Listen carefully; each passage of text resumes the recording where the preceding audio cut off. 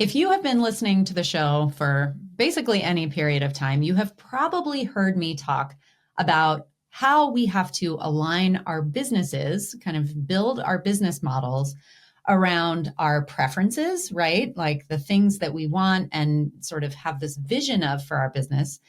And then also around our parameters, things like the amount of time that we can dedicate to our business, the amount of money that we can invest in our business, the amount of money that we need to make in our business, the resources that we have around, the equipment that we have, or the ability that we may have to, like, we're really great at building websites or whatever the case may be. We all have a unique thumbprint of sorts around the kind of business that we should build. And the best way to build a business that works is to build something that is truly in alignment with that particular thumbprint.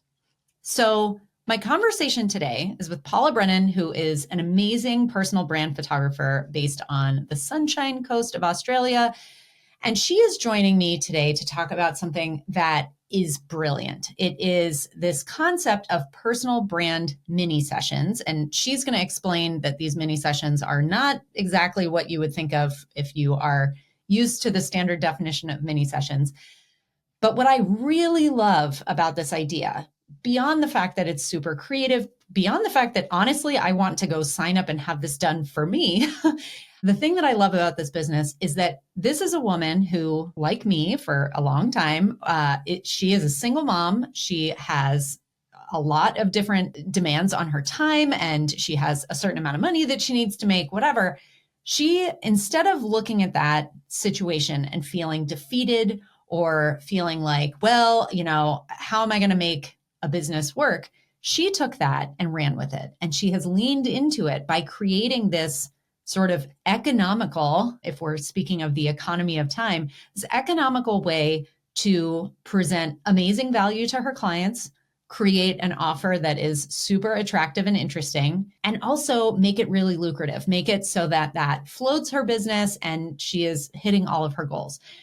I feel like you're going to get so much inspiration from this topic, even if, this isn't exactly what you want to do in your business. She's an amazing example of someone who has thought very thoughtfully, thought very carefully about how her business can and should run, and then done exactly what she needed to do without worrying about what everyone around her was doing. And so I'm excited to share this conversation with you. So I'm going to go ahead and cue the music. Welcome to This Can't Be That Hard. My name is Anami Tonkin, and I help photographers run profitable, sustainable businesses that they love. Each week on the podcast, I cover simple, actionable strategies and systems that photographers at every level of experience can use to earn more money in a more sustainable way. Running a photography business doesn't have to be that hard. You can do it, and I can show you how. Paula Brennan, welcome to This Can't Be That Hard. I'm so excited to have you on the show today. How are you? I'm very good, and I feel so honored to be invited. So thank you so much for having me. Oh gosh, I feel honored. It is 6 a.m. where you are, right? Yes, it is. But I've already taught a live class by now, so. I consider myself to be a morning person, but you look like bright and fresh. And the fact that you've already been teaching this morning, I'm just, my hat's off to you. So I appreciate us working to make the time zone thing work. And I'm very excited to chat about this topic. I have so many listeners who are, if they're not 100% focused on brand photography, they are trying to incorporate more brand photography into their work. And I know that that's sort of your bread and butter. So I'm excited to dive in. So before we start talking about that, why don't you give everyone a little bit of an intro to who you are and what you teach? Well, okay. So I am a now personal brand photographer in Australia, but I didn't always start it that way. So I actually grew up in a photography household. I was very lucky to have a photography studio underneath my house. My dad was a wedding photographer and my mum was Oh, the one nice. cutting all of the negs and doing all that stuff. Oh, And then wow. eventually I graduated at the age of like 6 or 7 to like stamping copyright on the back of the photos. So I grew up kind of seeing photos and I was putting together wedding albums and all of that kind of thing. But I didn't necessarily want to be a photographer. I ran hard in another direction doing acting of all things. Oh, wow. And then I was resigned to the fact that I was going to be an out of work actor, but I needed some work. So I sort of picked up the camera and started doing some weddings with my dad. And then it just took off from there. I was around the advent of the digital photography kind of taking over, and I've always been a natural creative. I loved the Photoshop side of things, but pretty quickly I was up to speed doing a lot of weddings. I was doing like up to 80 weddings a year, which was wow. crazy times. Yeah. And then, hit that point of burnout after having my daughter, like a lot of wedding photographers do, and was looking around for something else and was lucky enough to discover the beautiful Sue Bryce. And so I went knee deep into that world, started a portrait studio in a completely new city. So I had to learn marketing from the ground up. And as I was operating that business, I sort of really started to become aware of my own personal brand and how much I needed to put myself forward.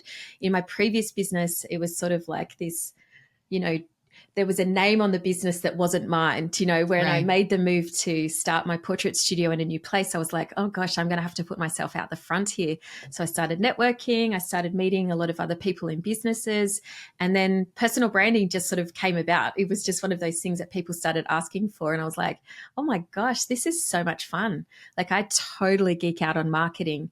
I totally love seeing the marketing potential and the marketing gold in other people. And I can like really help to bring their vision of who they want to be and what they want, how they want to be seen to life.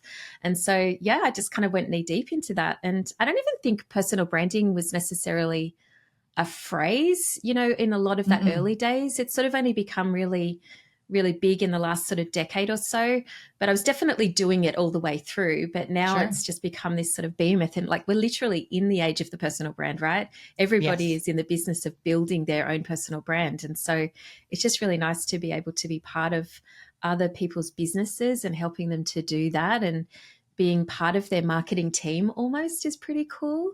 So yeah. And then so I decided to close my portrait studio in 2019 and go all in on personal branding in December of 2019. Can you believe it? What like universal timing that was. Yeah, absolutely. So I was lucky that I'd done that in a lot of ways. And then that also afforded me the opportunity with the lockdown and everything to then go into the education space and build out some courses and things. So yeah, it's been a pretty cool journey ever since then. Very Long answer cool. to a short question. No. And I appreciate sort of the context there, because I am right there with you. I remember when I started my business, I don't think that anyone was doing brand photography. I mean, obviously there was like commercial photography, right? Where people would work for big brands.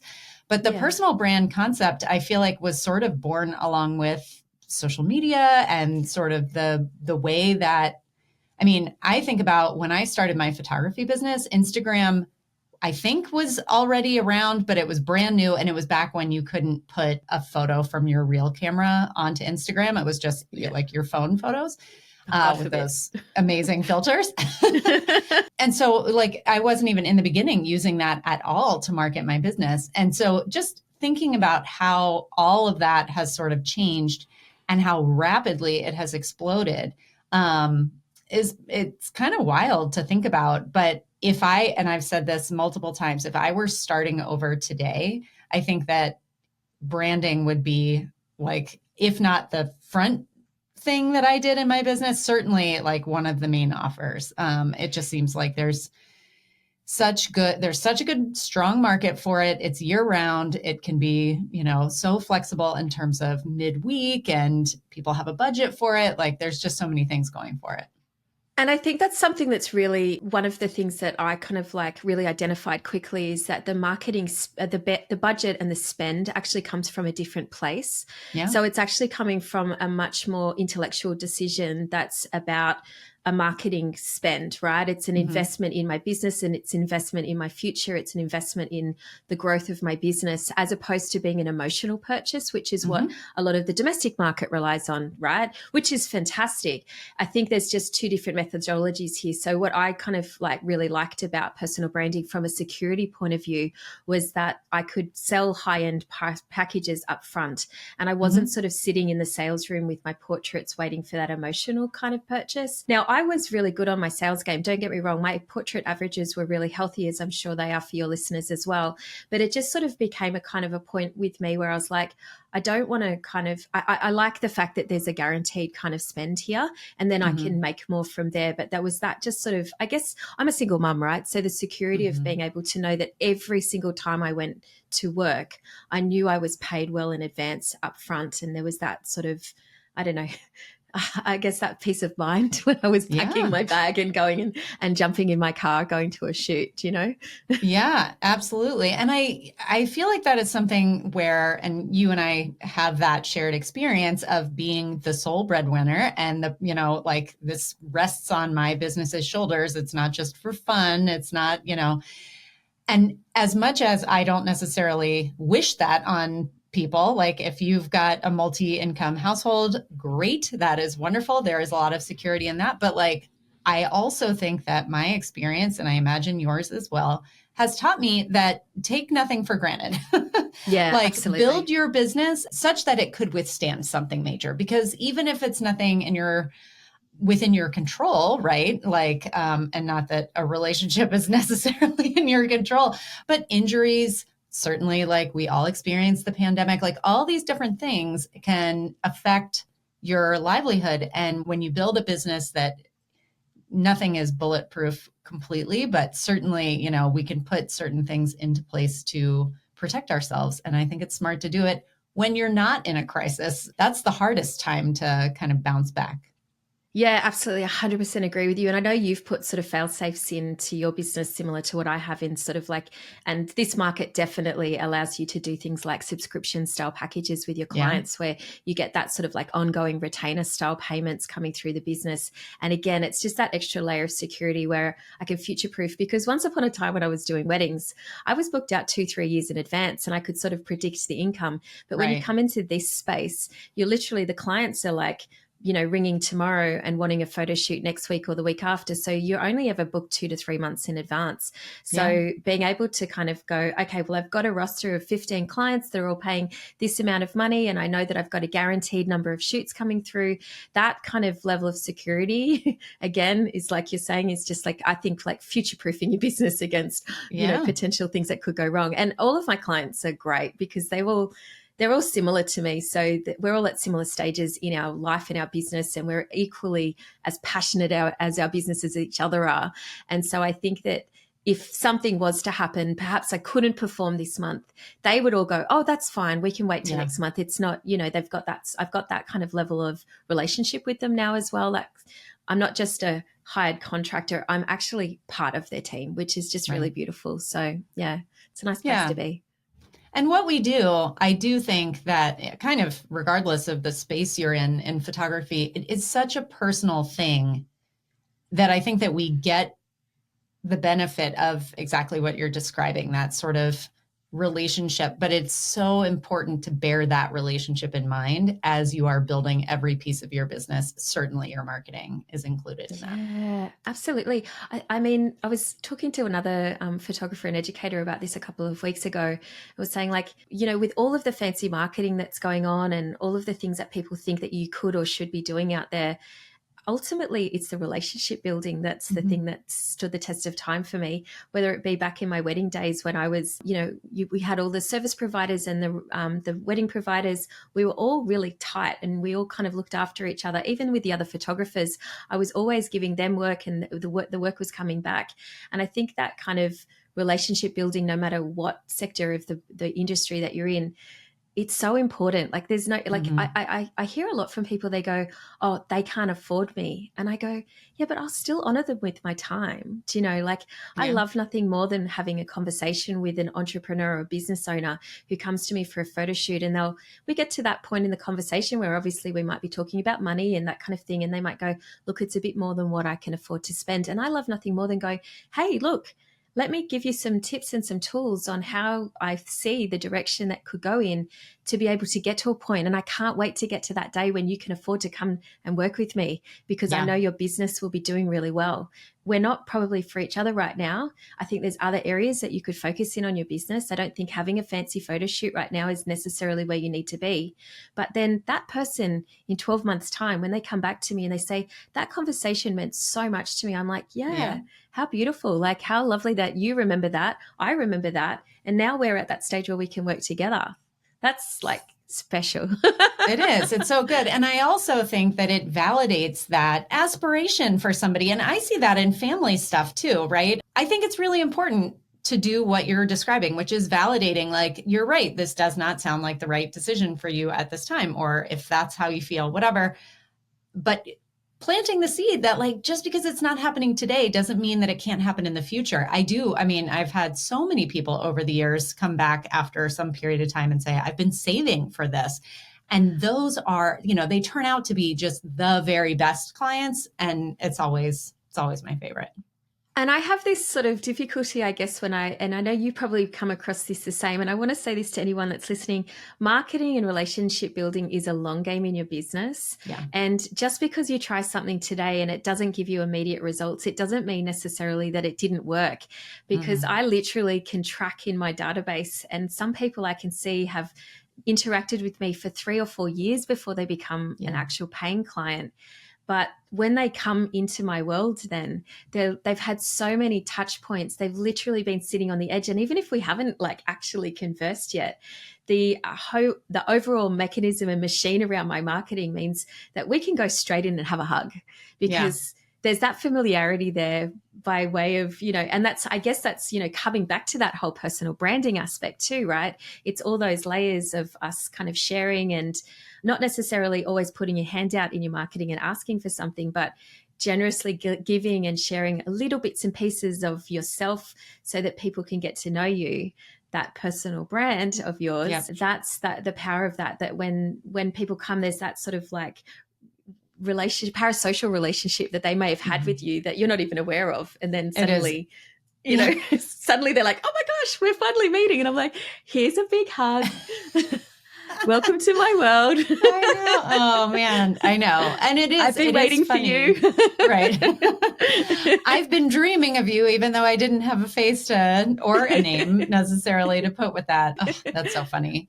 I love that aspect that you say that too, that dreaming of you, because we always talk about your dream clients. Client, right? Of course. It's the truth of it. When you can bring them into your world all the time, it's wonderful. It is. And you have to believe in that dream at the times when you're feeling like, why isn't anything working? Why isn't my marketing getting traction? All of those. I do think that it's important to like hold it in your heart that those dream clients are out there. They may even already, like, you may already be on their radar. It's just, it hasn't yet been the right time, or they haven't gotten the right call to action, or whatever the case may be. And that actually, I feel like, leads really nicely into what we, got on the call today to talk about, which is this idea of personal brand mini sessions. So before I go trying to interpret that, I'm just going to let you kind of jump in and describe your process and kind of what led to this and how it's working. Interesting story of what led to it. I guess when I had a studio, I was always trying to like maximize my space, but I was also actually going down to Sydney to photograph weddings at the same time. So now I live in Queensland. Sydney's an hour and a half flight away, and my business was still running down there. Mm-hmm. So I needed to find ways, and I had become a single mum, right? So I needed to find ways of batching my energy output so that I made sure that I was kind of like maximizing every time I was flying down to Sydney or every time I was going into my studio space. And funny enough, one day I was shooting a wedding on the front steps of this big, huge cathedral in Sydney.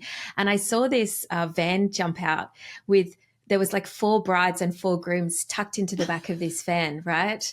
And they were taking photos at different Sydney landmarks. And it was so funny. They got out with like cheeseburgers in their hands, and then the bride would get rid of the cheeseburger, a dress would go out, and she'd get photos here. And I started noticing these little vans. So basically what they were doing was bringing multiple shoots together, right? And just maximizing their shoot time and getting lots of people doing the same thing at once. So I was like, okay, how can I sort of like apply this to my business? How can I kind of like maximize things? So when I decided to close down my studio, I actually needed to, have shoot venues to go to and that kind of thing. And I found myself just eyeing off these beautiful properties, and I was like, oh my gosh, I really want to be able to get access to those.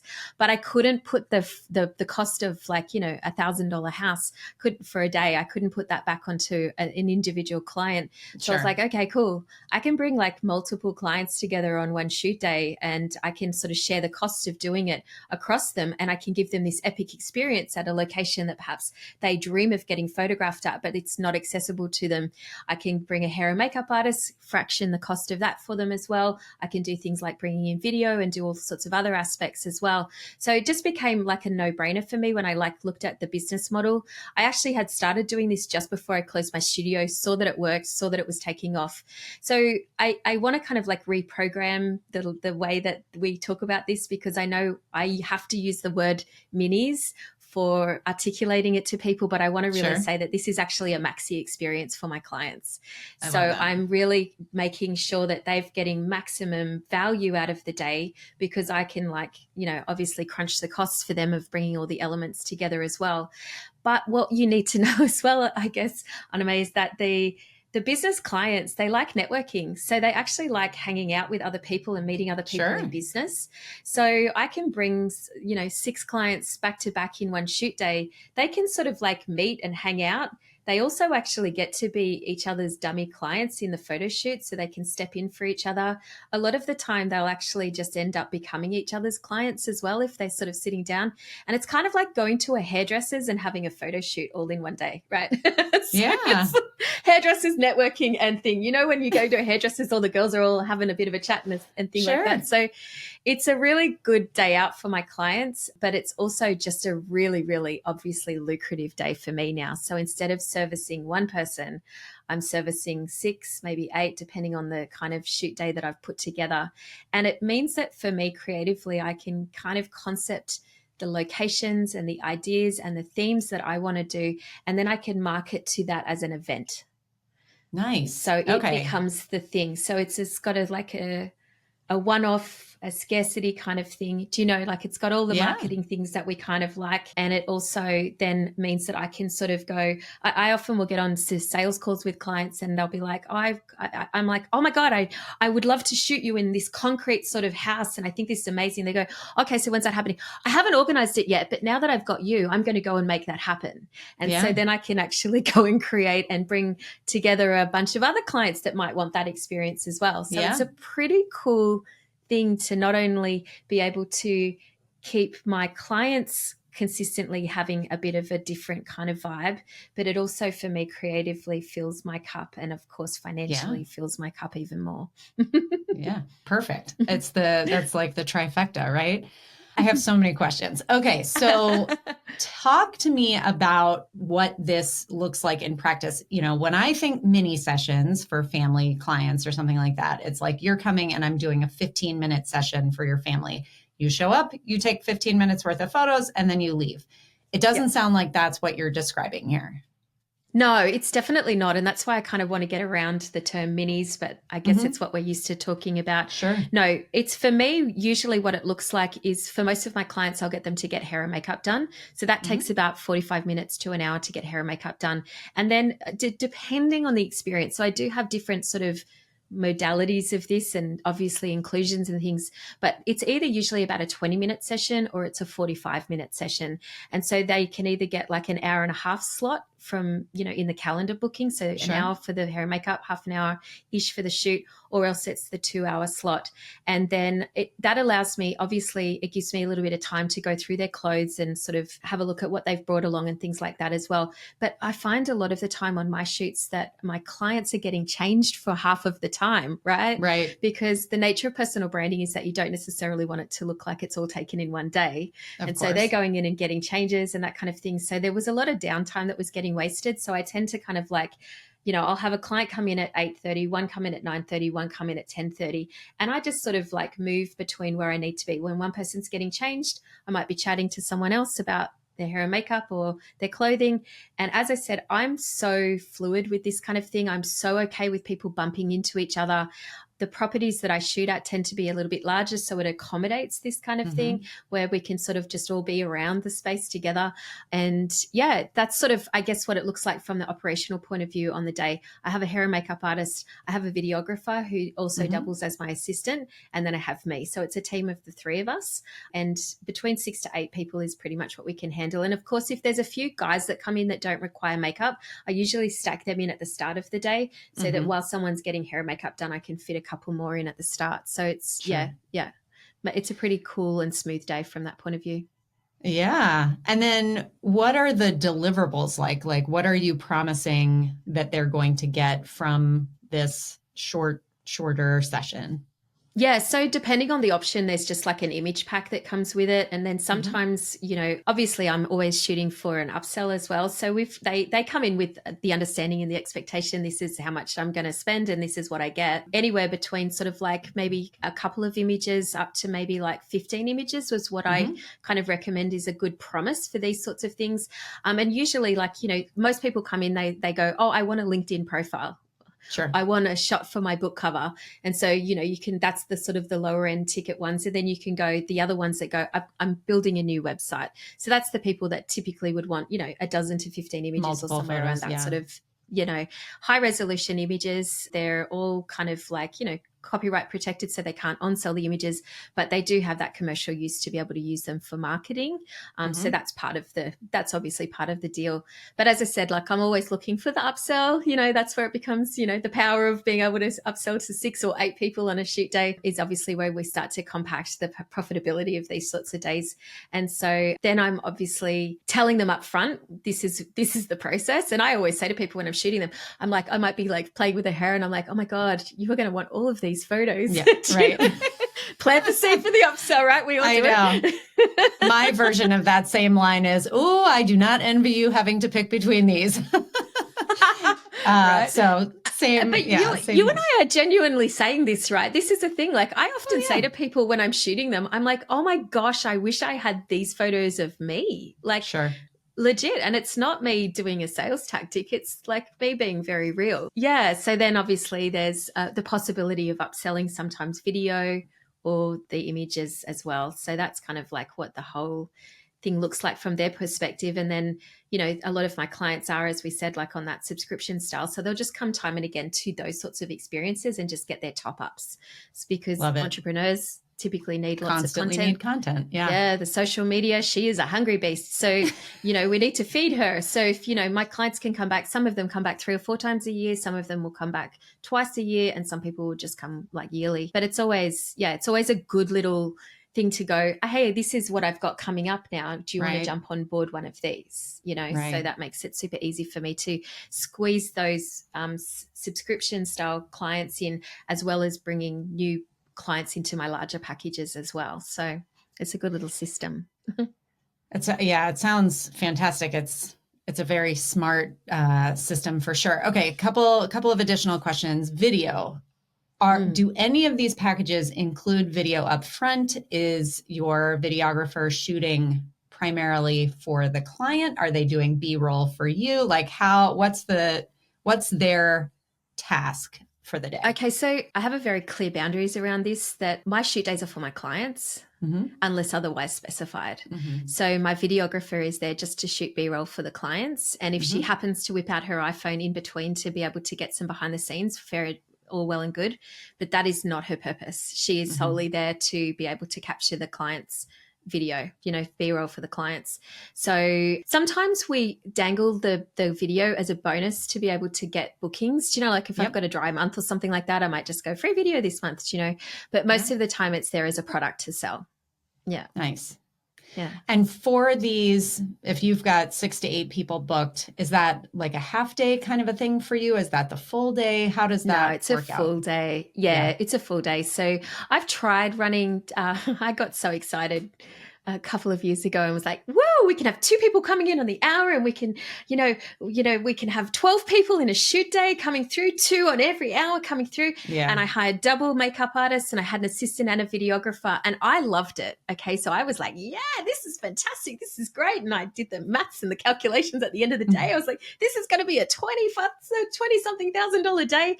Yeah. And at the end of the day, my whole team went, never again. Oh, no. So as much as I could cope with that pace, Sure. they couldn't, So I was like, okay, cool. Let's just make life a little bit easier. Less chaotic. So we usually do on the hour. So, 8:30, 9:30, 10:30, give everybody a little bit of a break. And then we'll start again at 12, 1 and 2. And then we're clearing out. So we're bumping into a house at 8. We're finishing at 4 in the house. Nice. Yeah. Okay. Yeah, that makes perfect sense. Yeah. And how frequently are you scheduling these days? About once every 2 months. Yeah, these sorts of days. I also have a different day, which we call our social sessions day, where we actually shoot 4 people at the same time for a whole day. So we take them to multiple locations, so that's fun. a little bit like that. That's a little bit like that wedding bus scenario that I told you. I have only heard of that one other time, and it was for a similar thing, like brand photos. And it was, everybody gets on the bus and they go to, fun location number 1. Everybody gets a quickie shoot, and then they go to the next place. With those, I feel like there are so many fun, creative directions that you could take this in. And look, the thing is a lot of my students that are learning this, they worry about the fact that the clients will all walk out with the same set of photos. But like I do deep dives with all of my clients. I learn their business, and sometimes like we'll pull up to somewhere and I go, you're not getting out here. This is just for this person. So, it's really easy to sort of tailor make these to each person. But those sorts of days are super fun, and they're super like, everybody loves it. Like all of the clients absolutely like love that experience, like because they get to make friends for life. And I have groups of women that do these shoots, meet each other on the shoots. And they're like, can we do this again in another year? And I'm like, sure. Yeah. Let's keep you connected. Oh my gosh. Such a good idea. Everyone get your pens out, write this down. You have to combine these 2 ideas with like the membership idea and these sort of event day ideas. So good. Yeah, it's okay. So from a marketing perspective, it makes complete sense, right? Because there's sort of like a cutoff point. There's scarcity. There's only so many places. This designed experience is only going to happen once. Right. I try not to go back to the same properties. I'm always trying to kind of move around. Obviously, you get your favorites and you get relationships with owners and you can negotiate better rates and things like that. But I try to make sure that it's between 6 to 12 months before I'm revisiting a property. So the great thing is that I can drop into any city with this. Right. So good. So literally it's so easy for me to just migrate this into, and I do it across the East Coast of Australia. So it's just, it's lots of fun. So if I get the travel bug, it allows me to kind of roll with that, which is, I can't do it at the moment because you probably attest this. I've got a teenage daughter that's doing big exams and things. We're at that stage, driving lessons and all of that kind of thing. So I'm a little bit more grounded this year than I have been in the last couple of years. But again, it's just that being able to have that flexibility with this as a product too, right? Yeah. So good. Like, what I'd never had with weddings. Oh, absolutely. And not being able to dictate the timing or the terms or any of that. This is a totally different thing. So let's switch gears and talk a little bit about the marketing for this. So clearly you have people who are coming to you again and again, but I assume that you are also bringing new clients in on these shoot days. Talk to me. Are you using an email list primarily to sell those? Is it social media, word of mouth? How are you getting the word out? Okay, so I think you and I might have a very similar relationship to social media. I love the connection point, but I find that it's an exhausting cycle that, I feel like a performing monkey on there sometimes. So I have actually got a much better relationship with my email list, funny enough. Yeah. I just find there's an intimacy there that I feel really comfortable just writing to my email list. And I don't know, it's bigger than my social media following, but I still Yeah. feel like it's more intimate somehow. Lucky enough, back in the day when I was talking about that early parts of building that portrait studio, I started following a lot of the early online celebs, like the Marie Forleos and all of those kind of people back then. And so everyone was screaming email lists. When a lot of the photography world was screaming social media and Instagram, they were screaming email lists. And I'm so glad that I listened to them, because I've seen so many small businesses and clients, Facebook and Instagram accounts get shut down. Yeah. And I've got my email list. I back it up on my hard drives, as well as obviously living in my CRM and that kind of thing. But that I've consistently, rain, hell or shine, I've been building at that. And so funny enough, I'm quite lucky now at this stage in my business where I can send an email and get fairly good responses from that. Yeah. So I feel very blessed, but I've also invested heavily in that too, right? Sure. And the thing is, and yes, you're right. We are of the same mind on this. I fully believe that your email, when you send an email, it's just more likely to be seen, consumed, considered. Even if a whole bunch of people see your Instagram post, it can be as, like a fraction of a second in front of their face. Whether they're willing to pause and read your caption or anything like that is such a crapshoot. You get so much better data with email and everything else. You can see what's working so much more clearly, and you have control over the pacing and the timing and all of the different pieces of it. Yeah, you actually know that it actually lands. When we think about it, like on social media, we're sort of like conditioned to scroll, right? Like that's what we sort of are habitually doing, is flicking and scrolling and flicking and scrolling. Whereas with email, you're conditioned to stop, look and listen. Yeah. You have to pay attention to everyone. Now you might see the name and you might sort of put it into a someday maybe read basket, but you still are, and if you don't want to hear from that person, you just unsubscribe. And it's the transaction is just so much more honest, I think. Yeah. Do you know? Yeah. Yeah. So I have invested a lot of time, and I have learnt that consistency pays off. I mean, I must admit, and I'm going to be really fully transparent about that, for the first quarter of this year, I was very fully focused on my teaching, that I sort of like neglected my own email list, and it showed up in my bookings, right? Yeah. So I was like, oh, okay, cool. Like, better get back on the horse, Paula. Lesson learned. Lesson learned, exactly. And so then I sort of just, started kind of writing. And I've been very, and I'm going to say this, I've been very cognizant that you can get very good copywriting out of the ChatGPT right now. So you can get very good sales copy. So I've actually sort of bended back again a stretch, and I've gone, how can I be a lot more plain spoken and a lot more brutally honest? Like, I sent out an email this week that said, hey, I'm going to be really honest. I've got a few spots that I want to fill in my calendar this month. So I went to my daughter and asked her, what should I do? And my daughter gave me an idea, and I ran with it. And I told them the exact story of that. And I got 3 bookings. Yeah. Do you know? Right. And that storytelling element to email that gives, we could go off on a whole separate episode all about this. Yeah. I said that to you before. I was like, you and I could talk for hours. I think we could both geek out about this stuff, because I think we're both as passionate about this stuff because we've seen what works. Do you know? Yeah. Like, I know for me, the more I was able to strip away, and this is a real lesson, I think, for newbies to learn, because when I started my business, I bought my family business back in 2004. It came with a name. So it had a business name. It wasn't my name. And I felt back then I had to be corporate, and I had to look professional, and everything had to be written absolutely perfectly and structured wonderfully. And the more I've learned to let go of that and become more of me, and just kind of go accept and embrace all of the odd bits, like I put a post up the other day with my triple chins, not a post, but I sent an email saying, don't let this happen to you. Let me take care of it for you. I got so much beautiful response of people going, oh my God, you're so gorgeous. You don't need, blah, blah, blah. And I was just like, that's how much intimacy I've been able to create with my email list. Don't get me wrong. I've got some like lovely feedback on social media, but it's just a different thing for me. It just feels different. Yeah. Yeah. So So it's good. an interesting one, isn't it? That one. It's funny that It you is. feel like you've got this intimate relationship with people that you don't know. But as we talked about, those people then become my hugging friends, do you know? Yeah, yeah. Whether you know them or not. Exactly.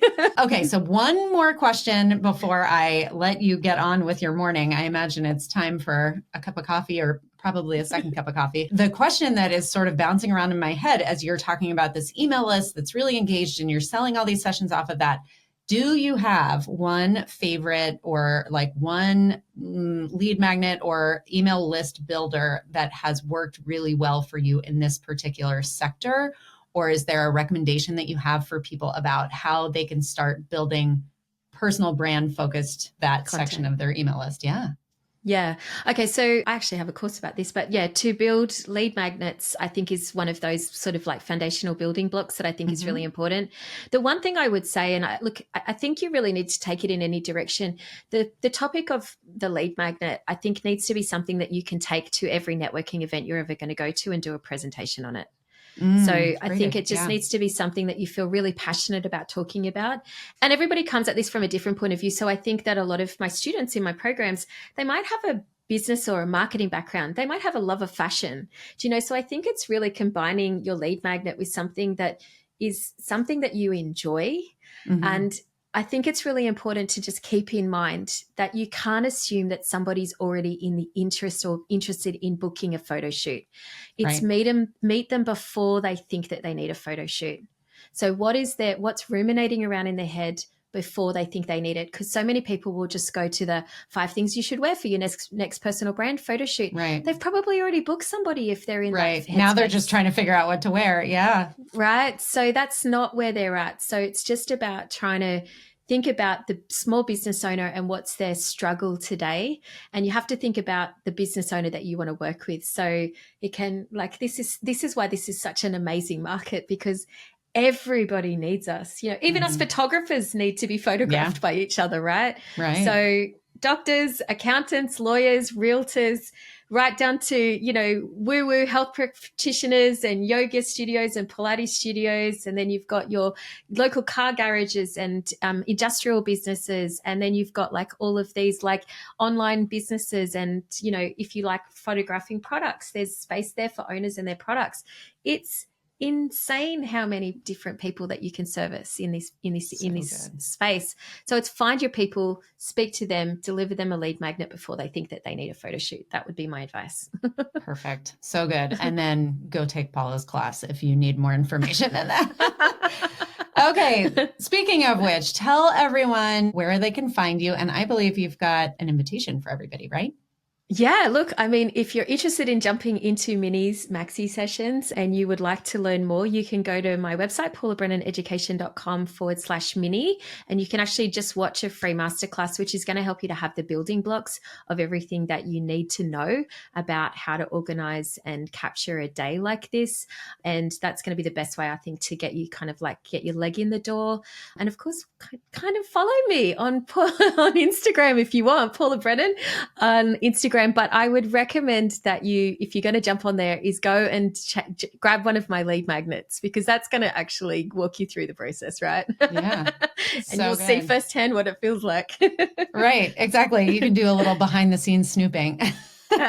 We all know everybody's doing it, right? Yeah. Everybody's absolutely. doing it, Oh, man. Well, Paula, this has been such a blast. I am so full of inspiration. I know everybody out there is as well. I will look forward to bringing you back on the show again in the future. And in the meantime, I hope you have a great morning. Great stuff. Thank you so much for having me.